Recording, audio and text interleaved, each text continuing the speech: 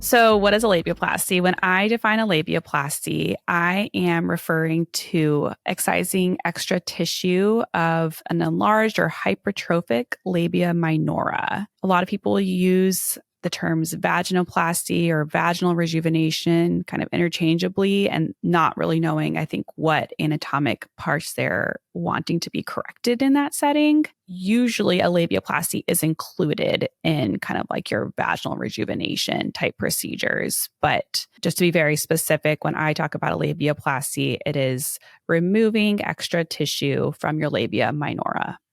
So there's multiple different techniques for a labiaplasty. Probably the two main ones that you have heard of or will read about on the internet is a wedge excision or wedge labiaplasty and a trim labiaplasty. I prefer to do the trim labiaplasty. It is a procedure that involves marking the excess, kind of more pigmented, more full tissue and excising along the natural curve of the labia minora.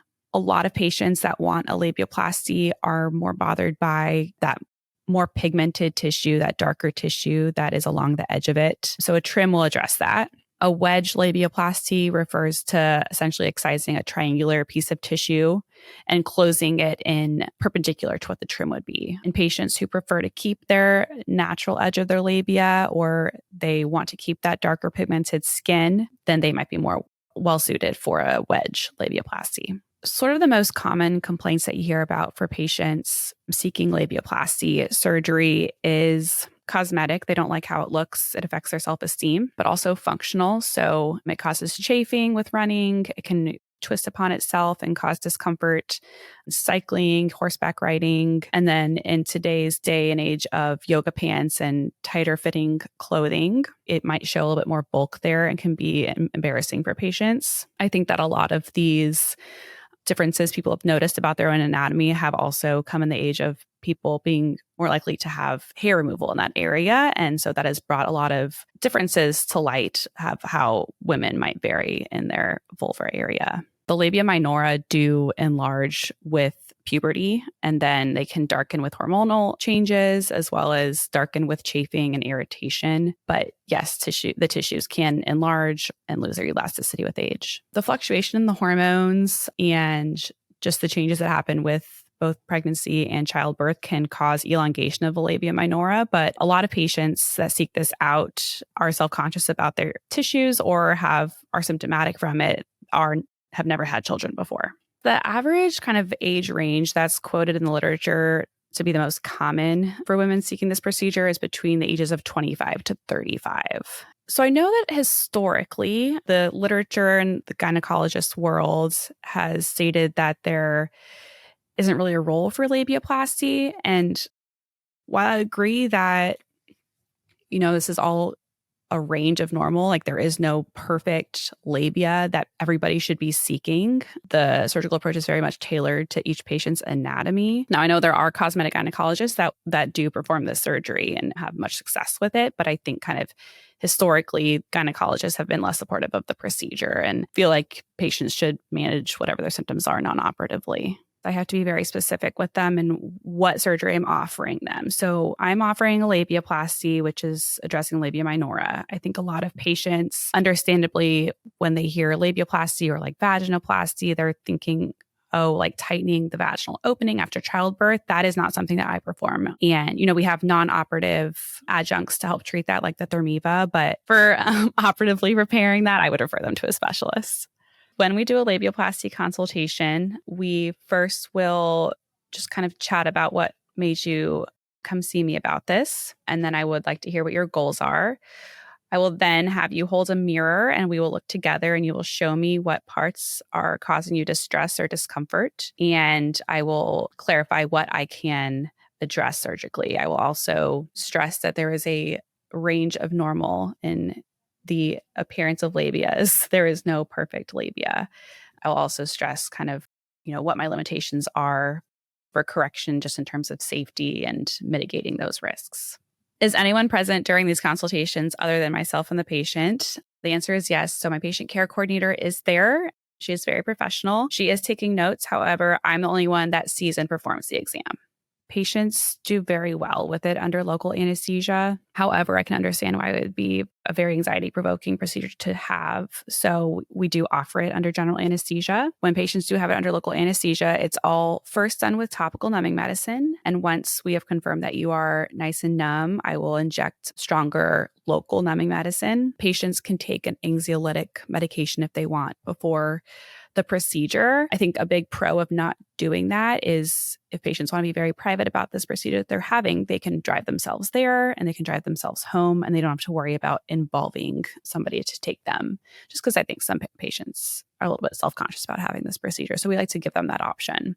Obviously, if you're having it done under general anesthesia, you need somebody to drive you to and from, and you don't have to disclose what procedure you're having, but I think it makes it a little bit easier if you don't have to.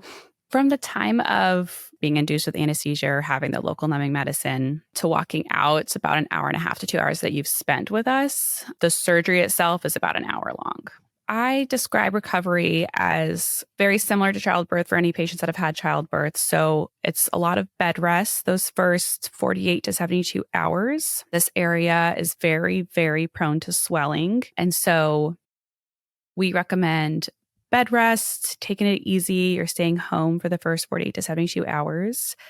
After that, you can ease into being more and more ambulatory, trying to elevate your hip or your pelvis as much as you can. Patients usually feel up to going back to a desk job around 7 to 10 days. And then you're not doing any strenuous activity, heavy lifting, sexual activity for about 4 to 6 weeks, depending on kind of how your swelling is progressing. There are stitches, they are all dissolvable. The stitches that you will see that are the final layer of closure, those will take about a week to dissolve.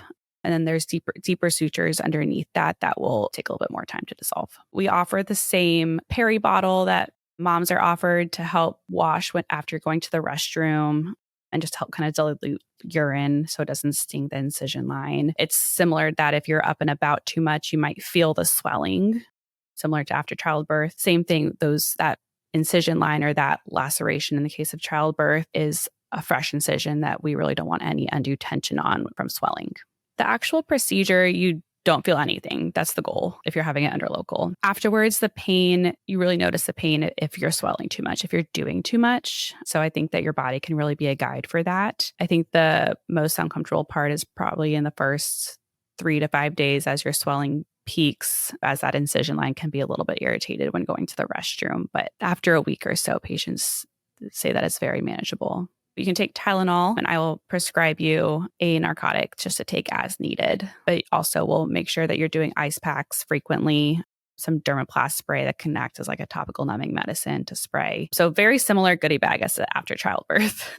So other than your general surgical risks that you hear all the time, pain, bleeding is the biggest one here. So very much want to avoid a hematoma, and that is a blood collection that frequently will require another surgery to drain that.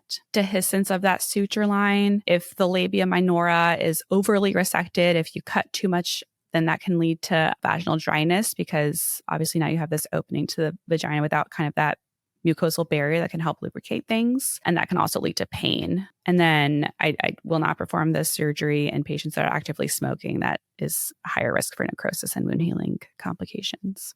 There's very many cadaveric and anatomic studies mapping out the nerves. And I think the biggest one people worry about is in what's called a clitoral hood reduction. That's kind of an adjunct procedure to your labiaplasty. The nerves of the clitoris they're deeper to the plane of dissection and very well studied in terms of location to avoid.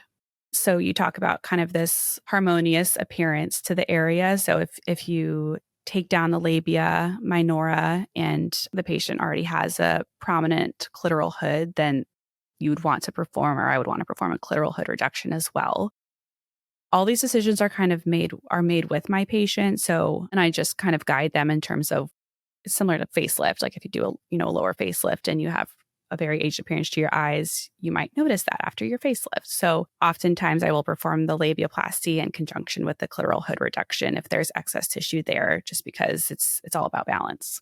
If you wanted to combine a labiaplasty with another procedure, it's very simple to do that, especially if you're anxious about having it done under local anesthesia. If you're going to sleep for something else already, it is not complicated to add that on. So it's very much an option for patients to add on to a tummy tuck, any breast procedure, any body contouring procedure. It's always an option. I think they're very grateful. I think they're very validated and also just comforted that somebody validated these concerns that maybe other doctors have told them is just kind of who they are, or to treat it non-operatively. It really can boost people's self-esteem. I think in the literature, there's quoted 95% of patients report improved self-esteem with it, and it has around 90% satisfaction rate as well. So you can submit labiaplasty to insurance. We do not accept insurance at our practice, but I've read that the cutoff for insurance is that the labia minora is greater than 4 or 5 centimeters long or protuberant, which usually when we're repairing or reducing a labia, the goal is to leave labia minora. The goal is to leave around a centimeter behind. So you have to somehow be 4 centimeters greater than that to qualify for insurance. And I think that patients experience symptoms with a hypertrophy much less than that. And I think that insurance companies do know that it's technically considered a cosmetic procedure, so it is hard to get reimbursement. So all of our prices are published on the website. And if you need more detail on pricing or how it might apply to you, you can give us a call and we can give you a more specific price for you. If you would like to schedule a consultation with me, you can either DM us on Instagram or you can call our office, and I would love to meet with you.